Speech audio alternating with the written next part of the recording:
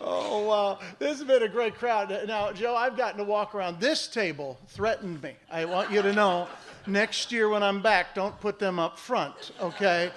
Because they said if I wasn't funny, they were going to throw food up here, which is why I said before I go up, I need this table bust completely out of there. But I looked at our brother here. What is your name, sir? Mike. I looked at Mike and I said, brother, come on. Threatening to throw food to a fat guy is not a threat, okay? You know what I'm saying? Okay, it's okay. Toss me that cheesecake if you get a little unnerved out there. Even if you like me, throw the cheesecake up here.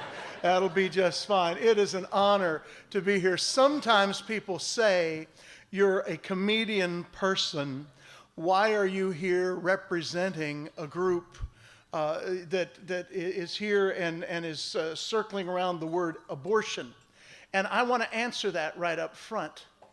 We're not here about abortion. We are here about lives being saved from abortion. Isn't that right? Yes. This is a rescue party. In fact, what I want you to do some years, I want you to take birthday candles and I want you to stick in every one of those desserts. Because with the people we have represented in this room, that about represents the number of children that you rescued with your gifts last year. Tonight is a birthday party. A birthday party. Wow. It is my honor to be here. I feel like I am part of you.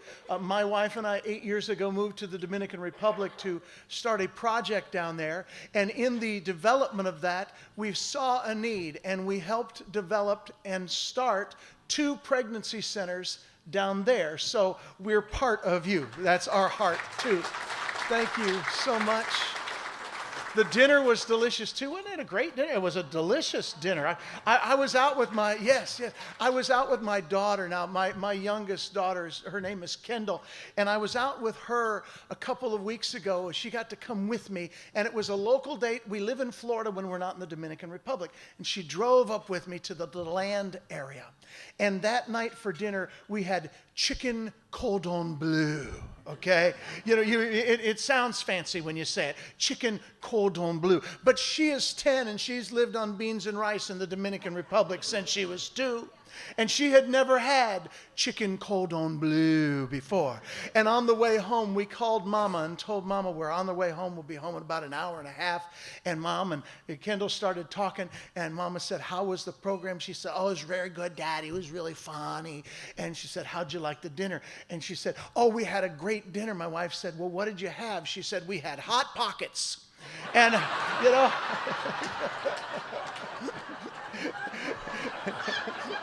Because to a kid, that's what chicken cordon bleu is, Hot Pockets. She said, but it was fancy. They took the cardboard wrapper off it for us. We need to learn to laugh. You know that 42 times in Holy Scripture, laughter is mentioned.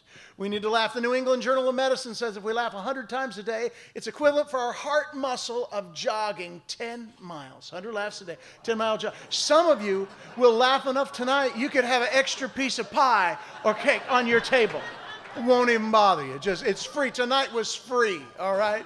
That's a good thing. I normally don't tell this story, but I'll tell it to you tonight.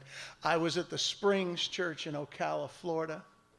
And behind us here at the Springs Church was a 40-foot waterfall, but it was not a waterfall when I was setting up and doing the microphone check, Joseph. It was a rock wall. And then they introduced me, and all of a sudden water is flowing over the waterfall. And as I started speaking, I realized I was dancing around a little bit up here because I am 55 years of age, people. You cannot run water behind me. Are you with me? Okay? So do your friends a favor at the table. Don't pour a lot of water tonight. We'll be out of here in a little bit. I told them, I said, you're going to have to turn the water off or we're going to have 3 unscheduled intermissions during my time. Afterwards, one of the deacons came up to me. He said, Brother Williams, that waterfall's the best $40,000 we ever spent. Since we put in a waterfall, preacher ain't gone longer than 12 minutes on a Sunday. So.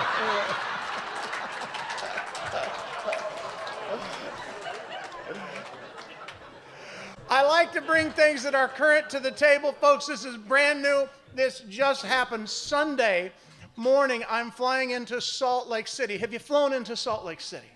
I'm flying into Salt Lake City. SLC, airport code. I fly Delta. Delta's an acrostic. It means don't expect luggage to arrive. Delta's been good to me. Delta's been good. I love Delta. I love Delta. I'm a Delta Diamond, so I'm not negative with Delta. I love Delta very much. So we're landing in Salt Lake City. We're 5 minutes from landing. The pilot comes on and says, folks, we're 5 minutes from landing in Salt Lake City. We'll be landing at gate B5. I had been sleeping most of the time, but I woke up for that, pulled off my little eye shades, lifted up the curtain. I was on the window. There's a lady sitting right next to me.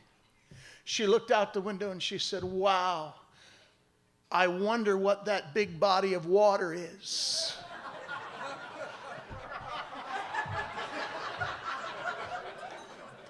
I should have said, I don't know. But I couldn't help it. I just looked at her and I said, I don't know, ma'am. I'm not from Salt Lake.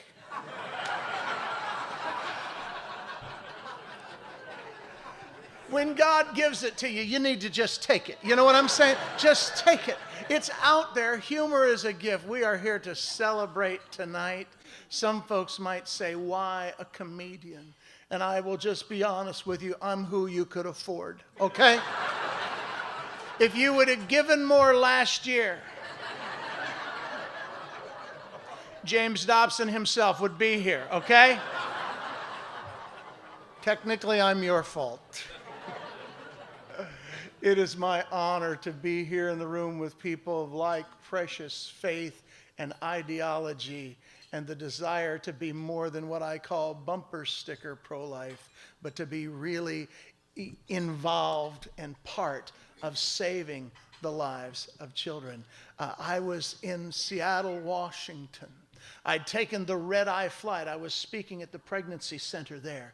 I took the red-eye flight. If you've ever taken the red-eye, you know it's the flight that you get on about 11:30, 12:30 at night, and you fly from the West Coast back toward the East Coast. As you fly back, it takes a shorter amount of time because the Earth is rotating with you there. You think because it's an overnight flight, you're going to sleep. Aha. You're not going to sleep. It was a rough flight. And I was exhausted when I finally got back home. I stopped first in Atlanta, of course, because, you know, you stop in Atlanta if you're going when we die, we all go through Atlanta. Right there. Hopefully they don't lose you. But I call it Purgatory International, Father. That's what I call it. And by the way, it's a little unnerving to have a priest right next to the stage, okay? Father, I'll be honest with you. I was in Louisville, Kentucky, speaking for a little way up there. There were two priests up front, and I noticed that during my presentation, one of the priests kept shaking his head back and forth, and he was the Irish priest. And afterwards, I walked down and I said, oh, Father, I think I offended you a little bit tonight. And he said, aye, young man. He said, I'm going to have to give you 3 Hail Marys for what you said tonight. And there was another priest sitting right next to him from the Dominican Republic. And so my people, he leaned over. He said, I thought you were hilarious. I'm taking 2 of them away. And so I did not know that you can find a discount priest. I know that now. So shop around. Shop around.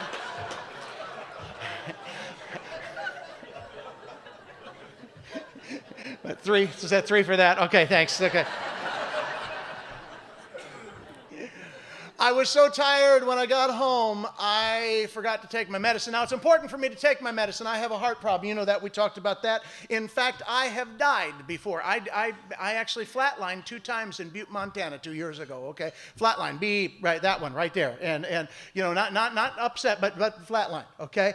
Which was horrible because the month before I did a conference with the guy who wrote the book, 90 Minutes in Heaven. I don't know if you've read that book. But this guy went to heaven for 90 minutes, and it was beautiful. It was a radiant light and a wonderful band, and saw family members and saw Jesus, and my experience was completely different, okay? For me, it was dark. I heard Leonard Skinner playing and saw a picture of my mother-in-law. And so that's why I fought my way back twice.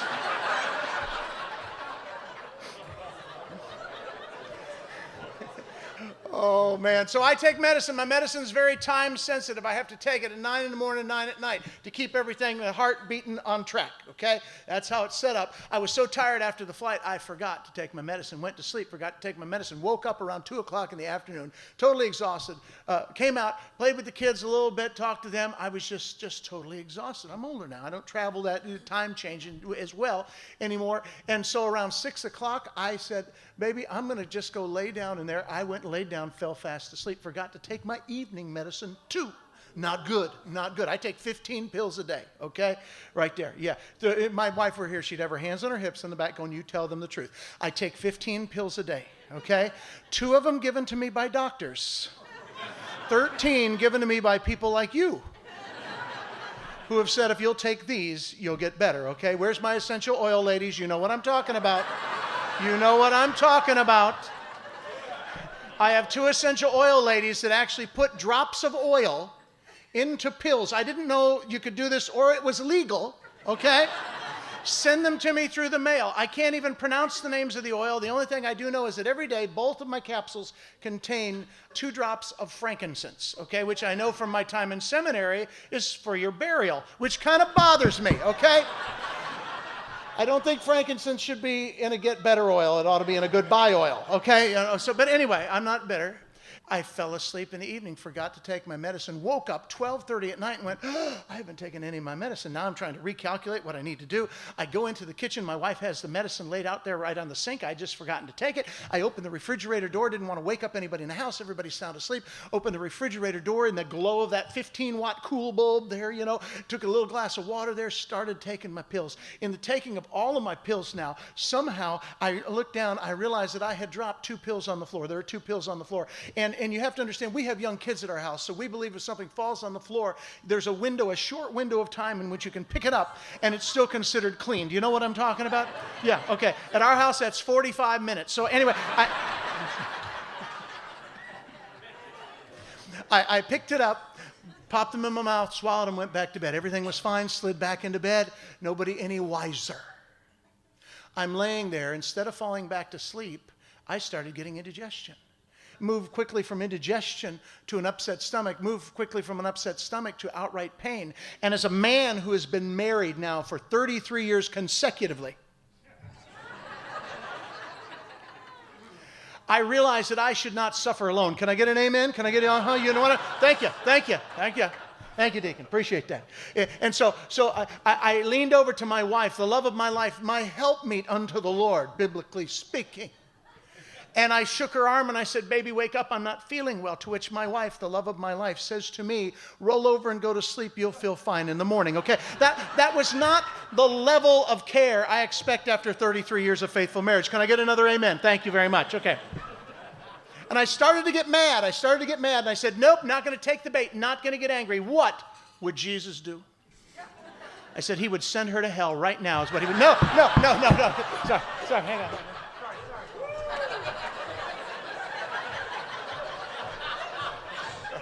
Thought I'd go ahead and get that one covered right now.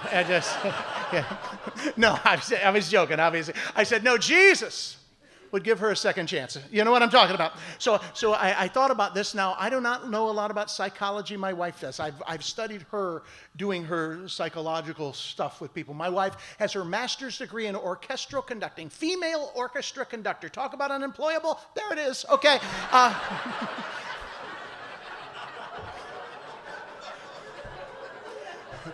Minor in counseling, okay? So, well, anyway, my major was in communication and hypnosis. I wanted to be a televangelist. But anyway, no. Oh, I'm sorry. Was that? Are you okay with that? Okay. Father's okay with that one. Thank you. So I thought about this and I said, I have to say this in a way that helps her empathize with my condition. I thought about this a minute. I came up with an idea. Here's what I did. I reached over and I shook her arm and I said, baby, feel my stomach. Something is kicking, because she would wake me up for all of the children for that right there. To which I, as a good husband, would wake up, put my hand on her stomach and say, praise the Lord. Okay, you know what I'm saying? You remember how many did that? Your wife woke you up for that. Some of you in the room, yeah, you know what I'm talking about. Ladies, look at me. Every lady, look at me. Don't look at the screen. Look at me right now. Look at me right now. I'll drop down really low so everybody can see, even under the speakers. Ladies, look at me a second. I'm going to be honest with you. I could get kicked out of the men's club for this. I want you to know something. We did that. You used to say, wake up, feel the stomach. We did that, but I want to be honest with you. We never felt nothing, okay? All right? I'm just saying. But we put our hands there and we said, praise the Lord, because we loved you, we love the child, we love Jesus, okay? That's what we did, okay? I think it should be reciprocal. That's all I'm saying, I think. And so I said, baby, feel my stomach. To which my wife, the love of my life, the most godly Christian woman that I have ever known, turns to me, opens one eye and says, quit whining. Out of the mouth of a Christian woman, quit whining, roll over and go to sleep. Now I'm angry. Now I'm laying right over against the edge of the bed right there. I'm just talking to myself. Don't worry, she's already asleep. She can't even hear me. I'm just talking to myself. You think I'm whining? I'm just going to get better? Well, I'm not going to get better. I feel horrible. In fact, I hope I die. I hope I die just to prove to you and your mother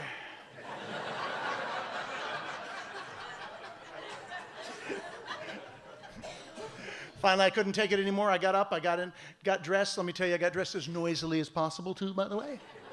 Went out, got in my car, drove down to Lakeland Regional Medical Center, the local hospital right there. Went into the emergency room. They took me right in. There was no wait. That's a miracle. You know what I mean. Normally you have to wait 3 or 4 months to get an emergency room visit these days. Took me right in, and into the room walks a lady, a nurse, pushing an ultrasound machine. I know a lot about ultrasound machines, okay? I've spoken at over 700 Pregnancy Resource Center banquets. I've helped raise money for more ultrasound machines than anybody alive outside of the Knights of Columbus. Amen? You know what I'm talking about? And by the way, Knights, we love you guys, okay? Thank you for what you do all around the world in helping bring ultrasounds to centers. Thank you. You are so much a part of life. We appreciate you guys. Behind the ultrasound nurse is Dr. Barrett. Good, I know Dr. Barrett. Dr. Barrett has been at our hospital for 25 years. He's delivered 3 of my 4 kids. Good, I know this guy. Behind him, a young doctor from University of South Florida, there to learn under Dr. Barrett how to be a good doctor. They start scanning my body, asking me questions. Mr. Williams, have you had an operation recently? I said, no. Last operation I had 27 years ago, Stouter Memorial Hospital, Troy, Ohio, an emergency appendectomy. Why do you ask? And they said, well, if you'd had an operation recently, we'd almost be assured. And they moved the probe right into here. They said, it looks like, they turned the screen. They said, it looks like there are 2 sponges in your intestinal tract, 2 6-inch sponges. And if you'd had an operation, we'd say that obviously there was some type of mistake there. Don't get ahead of me. You already know more than I knew at the time, okay? Are you okay? Don't worry, everybody will be with us in a minute, okay? Some people are a little quicker. It's all right. It's all right, okay? So anyway, they look at this over, then they left the room. I think they went out to the room in the middle to go out there on Google and see what they think I might have, you know, because I'm on that new Google HMO, and I get a free second opinion from Bing. But anyway,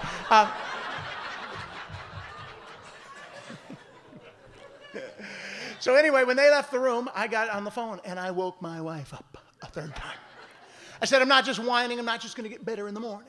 I have 2 sponges in me, 2 6-inch sponges in my intestinal tract. And the young doctor said that one of the sponges looked like a dinosaur. Okay, a few more of you are with me now. Hang on, we'll get everybody there in just a second.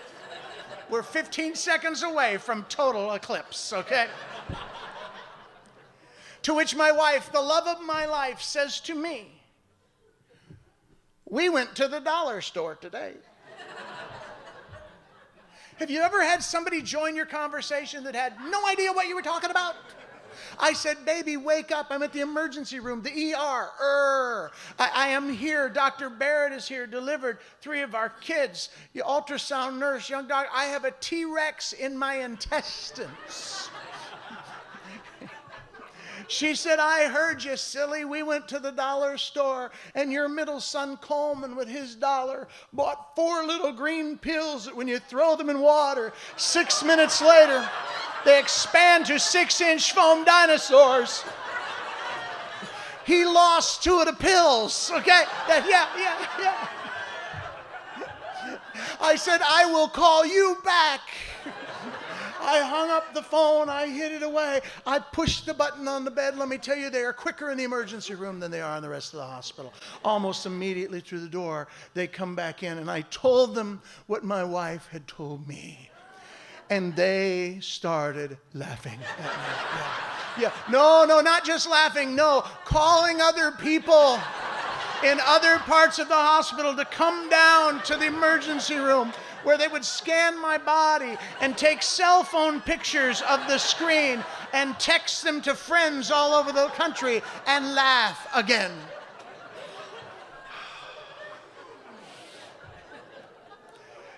We have to learn to laugh. I've got so many stories. My wife believes that God allows stupid stuff to happen to me as a gift. So I am learning to laugh in the middle of it. Now, maybe tonight at this point I could wrap things up and you could say, okay, he was funny, we laughed, we had great music, inspiring presentation, Joe. Thank you so much. What a wonderful table of guests over there in those testimonies. Again, could we thank these wonderful men and women? Thank you, thank you, thank you. Wow. And maybe that would be enough, but some of you would go, okay, but why did we really need Mike? You know, the truth is you didn't tonight. But I was in the neighborhood. And the food was good. Let me tell you where I'm from so you can understand why they bring me out to so many of these banquets and I get to eat so many chicken cordon bleu things. I'm originally from Chicago, Illinois. Anybody from Chicago? Oh, right down there. And right here. What part, sir? South side originally. South side. Break it down for me. Where at in the south side? 95th and Cramden. Oh, I used to steal hubcaps right there. It was me. See me afterwards, I feel like I owe you a CD. Yeah. Or maybe 4 of them. That was a math joke. Yeah. I'll stop doing that. I'm a South Side kid. I'm a welfare kid. You know, sometimes when I say that, people kind of look at me funny, like, shouldn't you be embarrassed about that? Here's the deal. Nobody in this room got to pick their parents. Nobody. If you had good parents, stop and thank God every day because not everybody has those. I'm the youngest of 5 children. To tell you quickly about my family, my oldest brother was killed in the streets of Chicago at 17. My next brother died in a jail cell in Louisiana at 17. I haven't seen either one of my sisters in over 25 years, haven't heard their voice on the phone. You can lose people to drugs the same way you can lose them to death. Some of you know that. I met my biological father one time. I was 27 years of age when he agreed to meet me. I found him in this floppy old house attic apartment house on the south side. And he spent 5 minutes with me and asked me to drop him off at the bar so he could get on with the rest of his life. Thanks, Dad. Some things you never get over, that might be one of them. My mother did one of the kindest acts that a woman could ever do. My mother decided to give me away. She gave me away to the mailman, the postman. Why? Because in her words, he was the only Christian man that she had ever met. She determined this because every day when he would deliver the mail, he'd come through that storm door on that apartment building, and there would be all the mailboxes right there in that hallway. And there'd be all the buzzers, and he'd ring the buzzers, ring, ring, ring, all the way down, ring, ring, ring, all the way up. People would start coming out of the apartments to come down and get their mail. And even if he'd already put your mail in the box, when you got there, he'd pull it out of the box and he'd put it in your hands personally. And he'd say, here's your mail, and remember, God loves you. Wow. Powerful. Probably would be illegal today. You know, probably some group would stand up and say, we need to have separation of church and junk mail or something like that. But it was a different time back then. Some of you are my people. You know what I mean. One day my mom stopped him and said, would you take my youngest child, who at this point in the story here, I'm still in mama's belly. Would you take one of my kids and give one of my kids a chance at life? I can't do this. And he said, I can't. I take care of my wife who's very ill. But he said, I have a daughter and a son-in-law. They can't have children. You see, my daughter has multiple sclerosis. They have prayed for 12 years to have a child. They would love to have your boy. And the next thing you know, I get pulled out of that home, dropped into this home of these people who'd prayed for 12 years for a child and got me. Be careful what you pray for. Be specific, okay? I'm a rescued kid. This morning when I got up, my house in Lakeland, Florida. It was 3 o'clock in the morning, by the way. I'm just mentioning that for a little pity. So if I nod off tonight, you'll understand. That shower water woke me up. I said, thank you, Father, for life. Isn't life precious? Now, maybe that would be enough for our story today, but I got to tell you a little bit more. A number of years ago, my wife and I got a call from a center a lot like yours right here.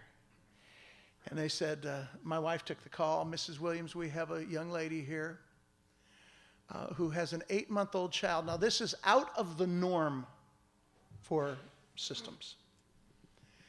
She was in New York. She was arrested for drugs. Keep that in mind. She's in jail. And while she's in jail, she's ministered to by a group of ladies who came in to her cell and spoke with her, affectionately known by many of you as the Sisters of Mercy. They came in, they saw that she had a little bit of a baby bump, and they went over and began to talk with her and to encourage her even in this horrible situation. They taught her this truth: all life belongs to God. Don't mess with God's stuff. If you're wondering, how do I explain who I am in the pro-life world? That's a great way to put it. Very simple. All life belongs to God. Don't mess with God's stuff. And she said, I appreciate who you are and what you represent, but you don't know my life. And they said, you don't know our God. God takes tragedy and turns it into triumph. They came back and they visited her again. Because of the pregnancy, she got out. I don't have time to go into that. Another story, another time. She decides to give birth to that child. The child's a preemie, a lot of medical needs. 8 months into this, she walks into a pregnancy center and she says, can you help me? And they said, we sure can. They took her back into that room and they asked her a question. Jane, what do you want to do? You know what I'm talking about. And she said, I love this child so much. This child has changed my life. I'm not the person I was before because of this child. And I love this child so much that I want to make sure that somebody can take care of this child and give it the health and medical needs. This child needs to have breathing treatments every 4 hours just to survive. I don't have the money to buy the medicine. That's how we got the call. Mrs. Williams, would you be interested in this child? My wife asked the question, anybody involved in any type of adoption, ask how many people are competing for this child? How many of those books are out there that say our house is the best house and we have the nicest car and do the best vacations and we have 12 Dalmatian puppies? You know what I'm talking about. I knew we had a really good book. I cut our pictures out of Better Homes and Gardens. They look good.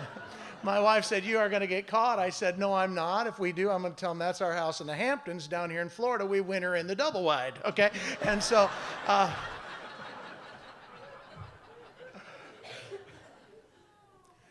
how many people are competing for this child? The voice on the other line said, Mrs. Williams, I got to be honest with you.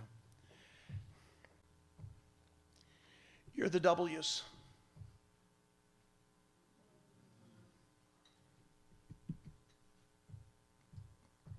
You're my last call.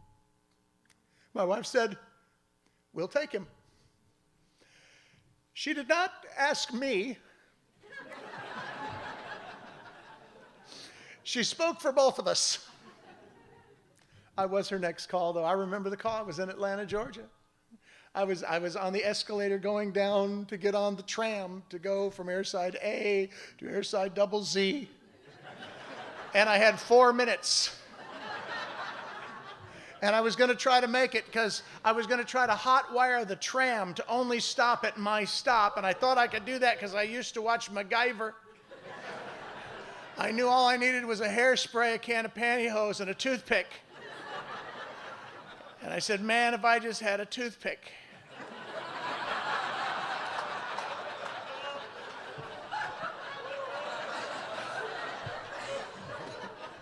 fishing thing. I'm sorry. It was getting a little too serious. I needed to lighten it up a little bit. Talk quick, babe. I'm headed into the tunnel. I don't know if I'm going to be able to hear you. She said you might want to stop. What's up? She said, guess what? Now, I'm a good guesser. But that's not something you guess. 10 days later, into our home came the teeniest, tiniest 8-month-old bundle of joy you've ever seen in your life, by the name of Chapman Clay Angel de Jesus LeBronx Figueroa Williams III. I told him he's the third because the first two didn't listen to me.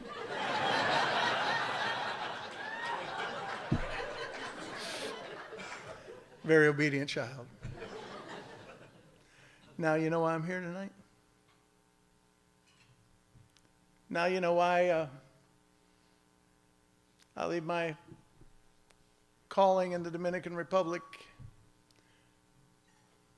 and come to Missouri. I'm here to say thank you. And I'm here to say keep up the good work. And I'm here to say do it again.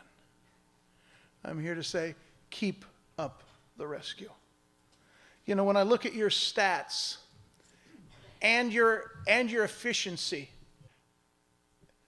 you are able to rescue a child for a gift of $1.40 a day. Wow. Who can't come up with $1.40 a day? You know, this is not some astronomical figure. A gift of $1.40 every day. You could know that one of the children rescued next year went on your line. Wow. That's powerful. You've heard the testimonies tonight. You can't doubt the work. This is a God work. And we are here tonight being offered the opportunity to join.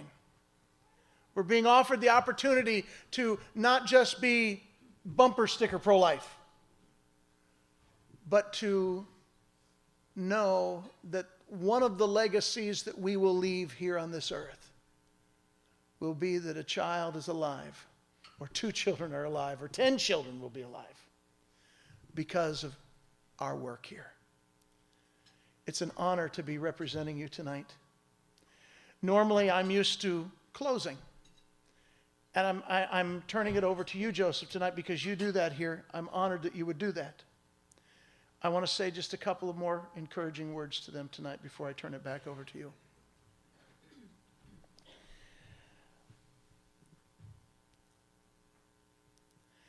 I would love to have time tonight to tell you the stories of the things that have happened because of my son's rescue.